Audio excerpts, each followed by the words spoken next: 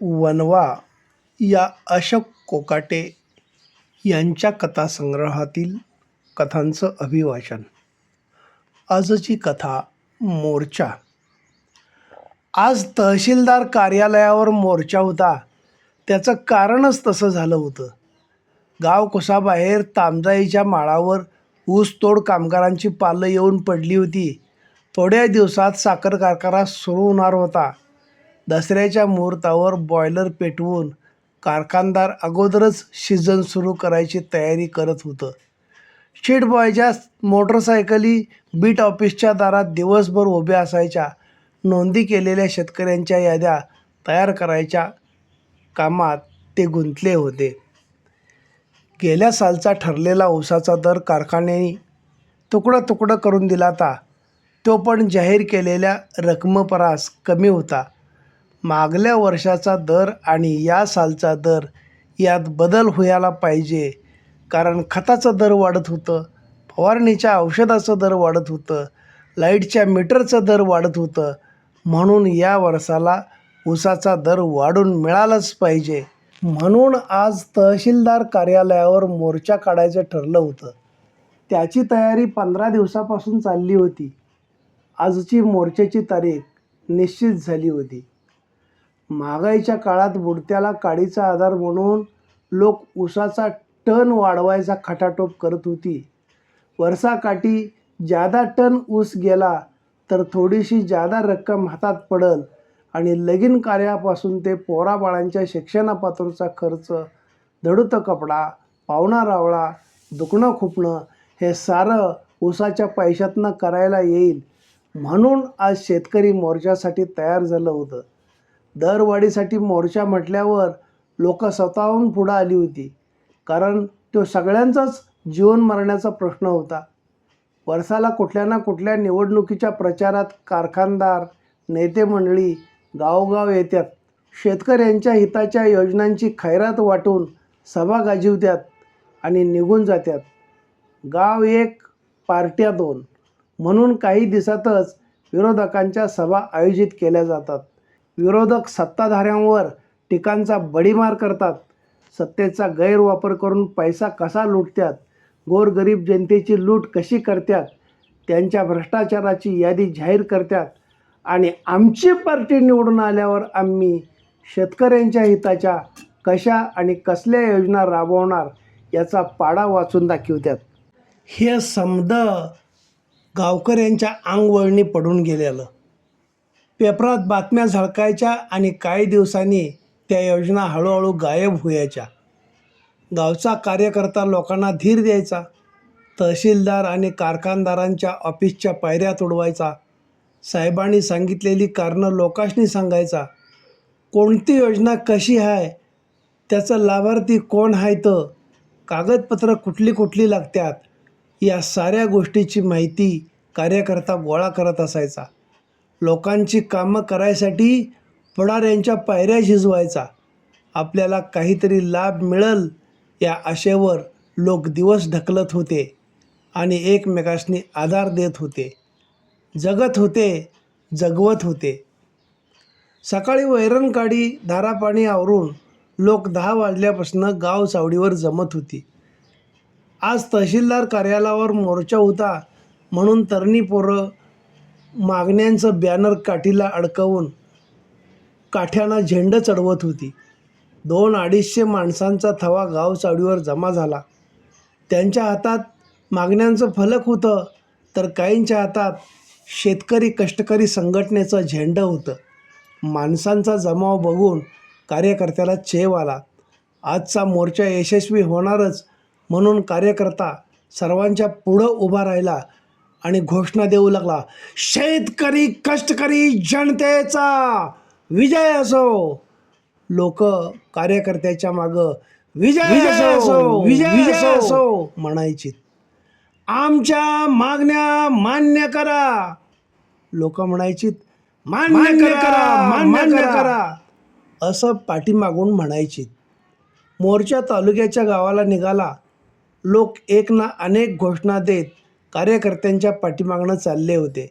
ऊन तापलं होतं, तशा घोषणा पण तापल्या होत्या. कार्यकर्त्यांच्या हातात मागण्यांच्या निवेदनांचं भेंडोळं होतं. त्याची एक प्रत अगोदरच तहसीलदार कार्यालयात आणि पोलीस स्टेशनला दिली होती. मोर्चेकरी घामाघूम झाले होते.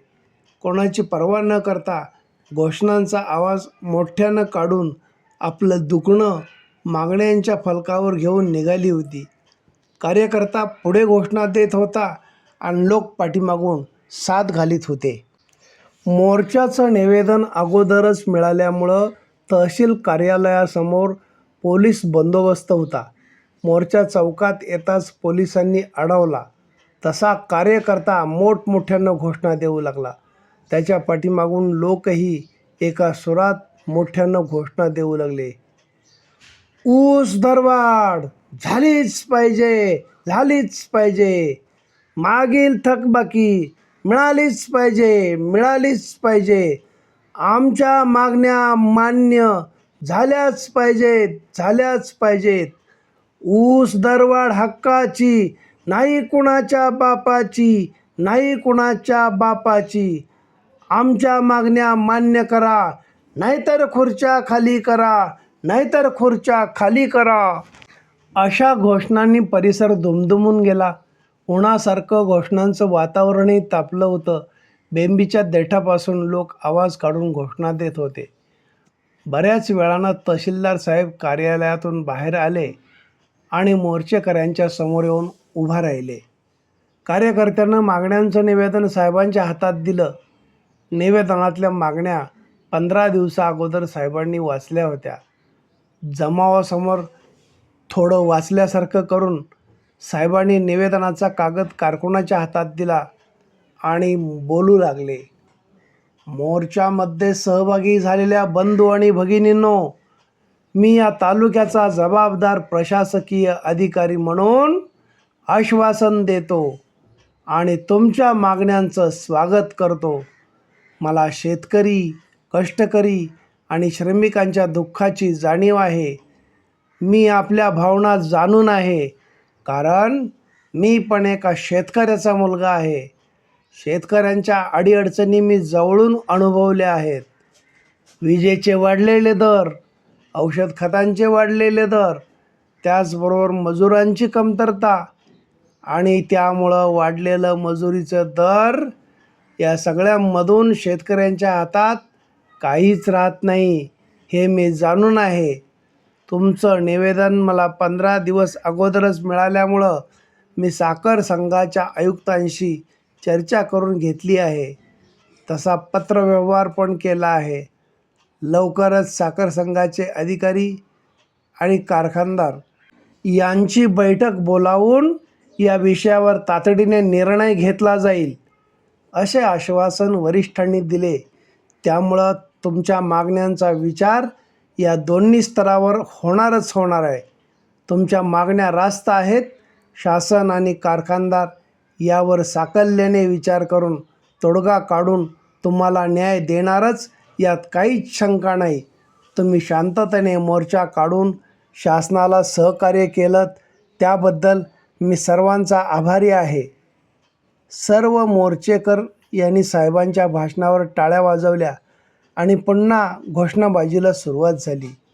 साहेब पाठमोरे झाले आणि कार्यालयात निघून गेले. मोर्चातील लोक जवळच्या वडापाव, चहाच्या टपऱ्या यांच्यामध्ये घुसलीत. कोणी भजी, कोणी पाव, तर कोणी मिसळवर ताव मारला.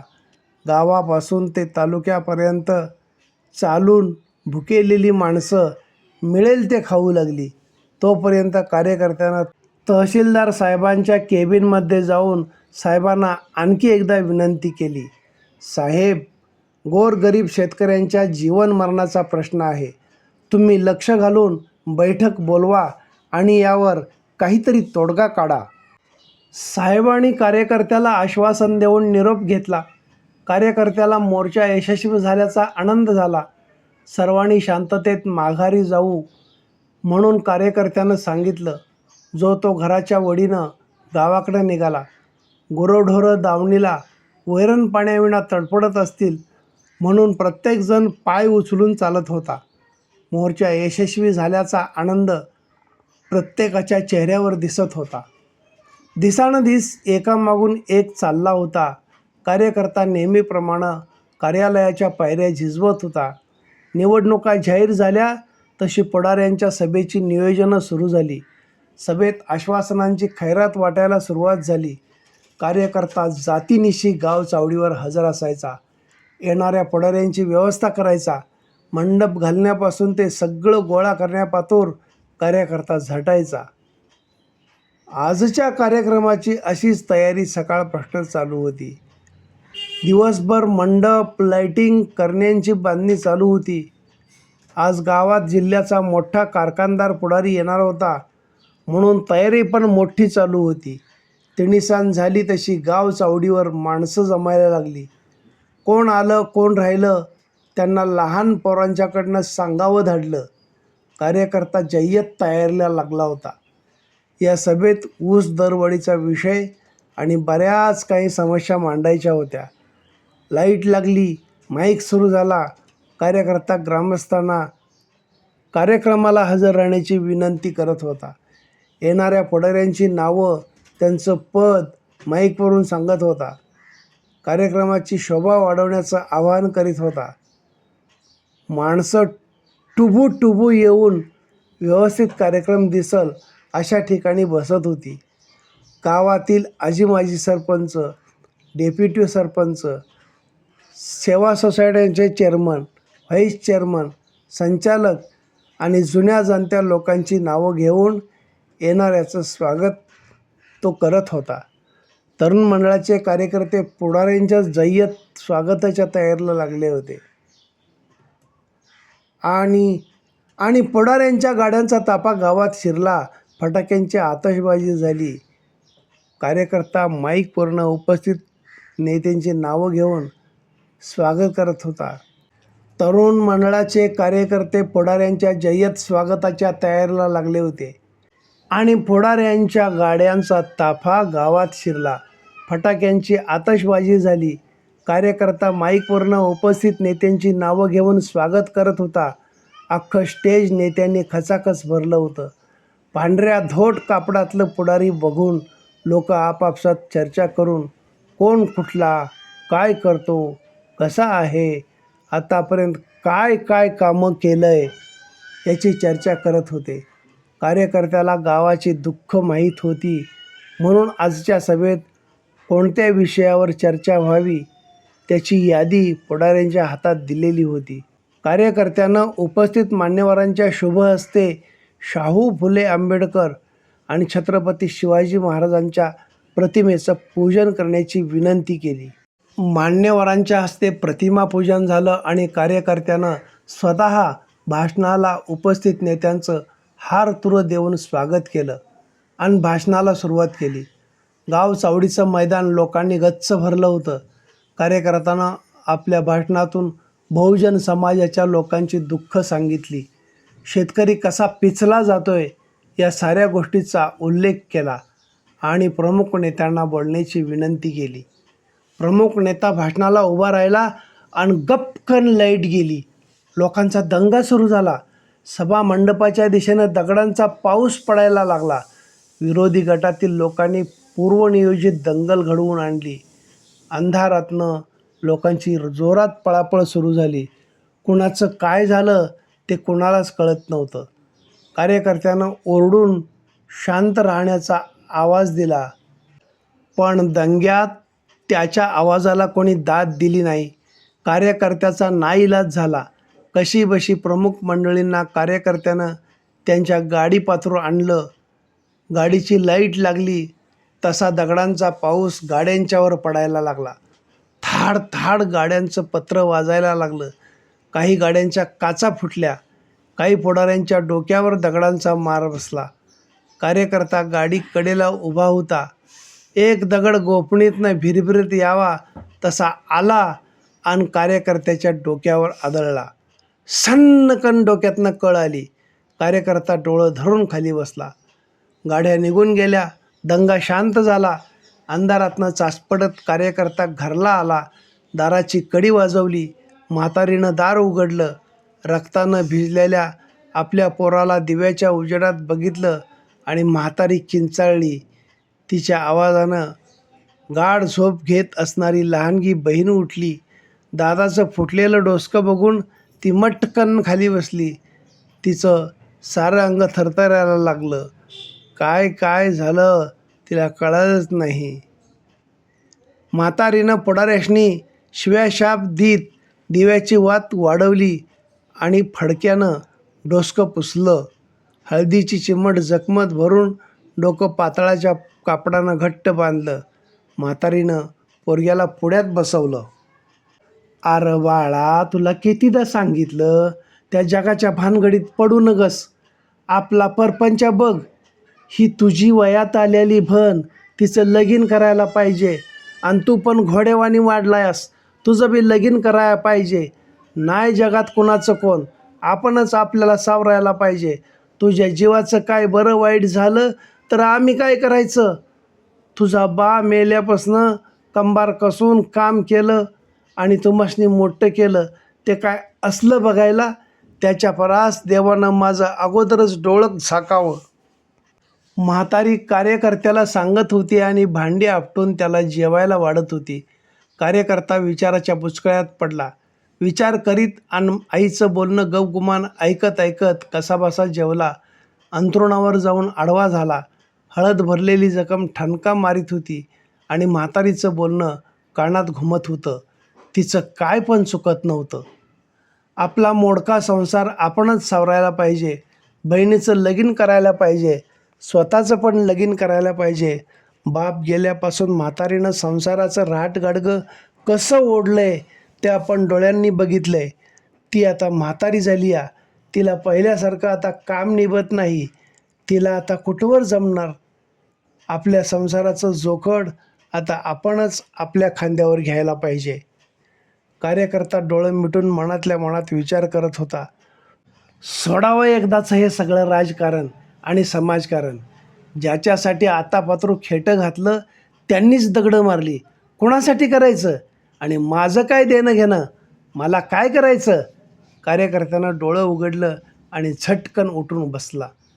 पुढं भिंतीवर महात्मा गांधी, शाहू महाराज, महात्मा फुले, बाबासाहेब आंबेडकर आणि छत्रपती शिवाजी महाराजांचा फोटो होता. सनकन डोक्यातनं एक कळ आली आणि मेंदूत शिरली. महात्मा गांधीजी? श्रीमंत गांधी घराण्यातला वकिली करणारा माणूस. स्वातंत्र्याच्या धगधगत्या आगीत उडी घेतली. जोपर्यंत माझ्या देशातल्या शेवटच्या नागरिकाला पोटभर अन्न आणि ल्यायला अंगभर वस्त्र मिळत नाही, तोपर्यंत मी पण पूर्ण वस्त्र परिधान करणार नाही. या माणसानं जर मला काय करायचं म्हणून सत्याग्रहात उडी घेतली नसती तर देशाला स्वातंत्र्य मिळालं असतं का?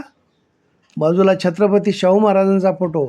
बहुजन हिताय, बहुजन सुखाय असा नारा पूर्ण करण्यासाठी स्वतःच्या संस्थानापासून सुरुवात केली आणि दीनदलितांचा कैवारी झाला. या माणसानं मला काय करायचं म्हटलं असतं तर? त्यांच्या बाजूला फोटो महात्मा ज्योतिराव फुले यांचा. स्वतःच्या अडाणी बायकोला शिक्षण देऊन मुलींच्या शिक्षणाची सोय करणारी क्रांतिज्योती सावित्रीबाई तयार केली. या दाम्पत्यानं आम्हाला काय करायचं म्हटलं असतं तर? आणि दुसऱ्या बाजूला डोळ्यावर मोठा चष्मा धारण केलेला 3 पीस कोटातला विद्वान डॉक्टर बाबासाहेब आंबेडकर स्वातंत्र्य, समता, बंधुता आणि न्याय या चतुसूत्रीत संविधान लिहून कायद्याच्या चौकटीत एकसंघ भारत बांधला. मला या समाजाचं काय करायचं असं त्यांनी म्हटलं असतं तर? आणि या सर्व समाजसुधारकांच्या बाजूला मराठा स्वराज्याचे संस्थापक शककर्ते छत्रपती शिवाजी महाराजांचा फोटो.